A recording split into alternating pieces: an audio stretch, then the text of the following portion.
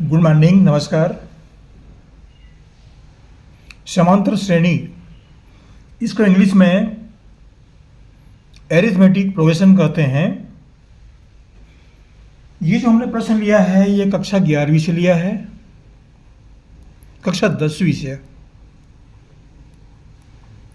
ये कक्षा 10वीं का प्रश्न है। समांतर श्रेणी पढ़ाया जाता है। समांतर श्रेणी कक्षा 11वीं में भी है। 11वीं के विद्यार्थी भी इसको पढ़ सकते हैं। ये समांतर श्रेणी जो है कक्षा 11वीं में पढ़ाया जाता है और इस तरह के प्रश्न जो हैं उसमें उपलब्ध हैं, लेकिन फिलहाल ये 10वीं के लिए है। तो प्रश्न ये है, समांतर श्रेणी 9, 12, 15 ऐसे 16 पद हैं, इनका योग ज्ञात कीजिए। योग निकालना है। इस वीडियो को प्रारंभ करूं इससे पहले आपसे कहना चाह रहा हूं, आप जहां से पढ़ रहे हैं कमेंट्स कीजिएगा, लिखिएगा, बताइएगा और हमारे चैनल को भी सब्सक्राइब कर दीजिएगा। ये सहयोग बनाए रखें, इतना कार्य अवश्य कर दीजिए हमारे लिए। चलिए आगे पढ़ते हैं।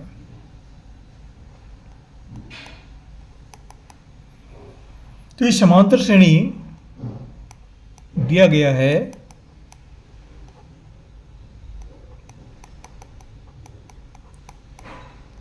9, 12, 15 ऐसे 16 पद हैं।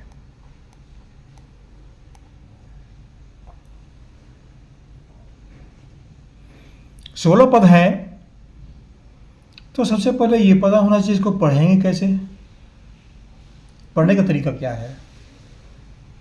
ये पहला पद, दूसरा पद, तीसरा पद, ये अंतिम पद। प्रथम पद, द्वितीय पद, तृतीय पद, अंतिम पद, इस तरह पढ़ते हैं इसको। प्रथम पद को ए से व्यक्त करते हैं, इसका संकेत है ए। इसमें एक होता है सार्वंतर। सार्वंतर को डी से व्यक्त करते हैं।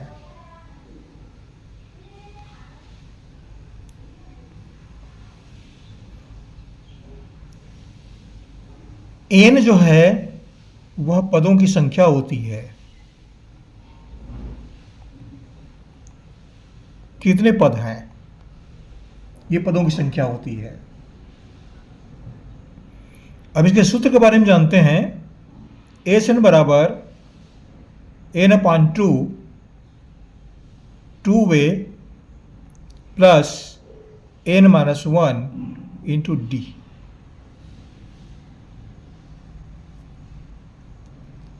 इसमें एस क्या है, एस एन क्या है। एस एन जो है सभी पदों का योग, इस बात को व्यक्त करता है। उसमें जितने भी पद रहेंगे सभी पदों को जोड़ देंगे तो वह एस एन को व्यक्त करता है। एन पदों का योग मतलब सभी पदों का योग। इसमें 16 पद दिए गए हैं तो 16 पदों का योग निकलेगा। अब यहां पर देखिए हमको क्या चाहिए, इस सूत्र की सहायता से हल करेंगे तो ए बराबर क्या चाहिए, प्रथम पद। प्रथम पद कौन सा है इसमें, ये प्रथम पद है 9। ए बराबर 9। और क्या चाहिए हमको, डी चाहिए, डी सार्वंतर डी। डी का मान जो है द्वितीय पद में से प्रथम पद घटा दीजिए या तृतीय पद में से द्वितीय पद घटा दीजिए, वो सार्वंतर होता है। कोई से भी घटा सकते हैं। तो 12 में से 9 घटा दिए, ये मिलता है हमको 3। या 15 में से 12 घटाएंगे तो भी हमको 3 मिलेगा, एक ही बात है।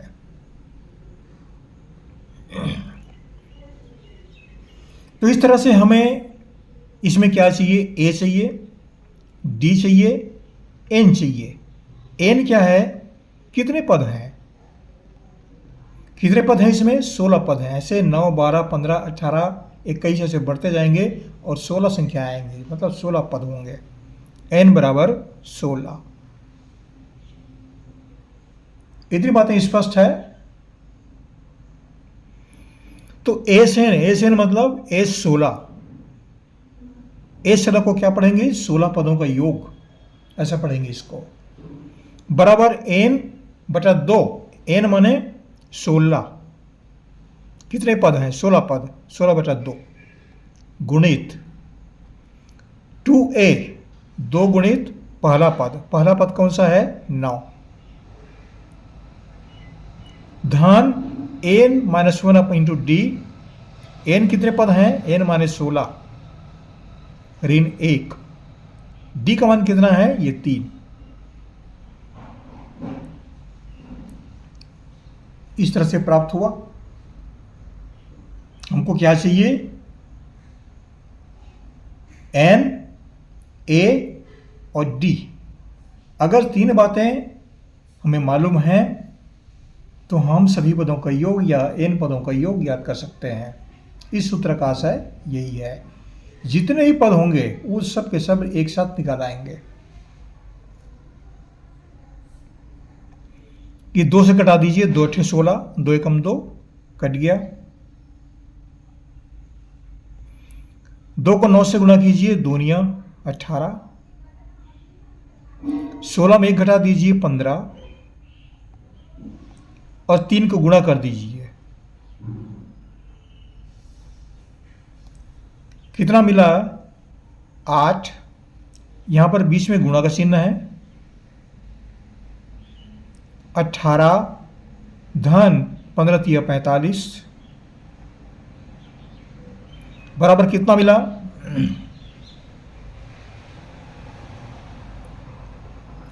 8 गुणित 8 5 13 का 3, हासिल आया 1, 4 1 5 और 6। 8 को 3 से गुणा कीजिए, 8 3 24 का 4, हासिल आया 2, 8 6 का 48, 48 और 2 50। कितना मिला? 504, S16।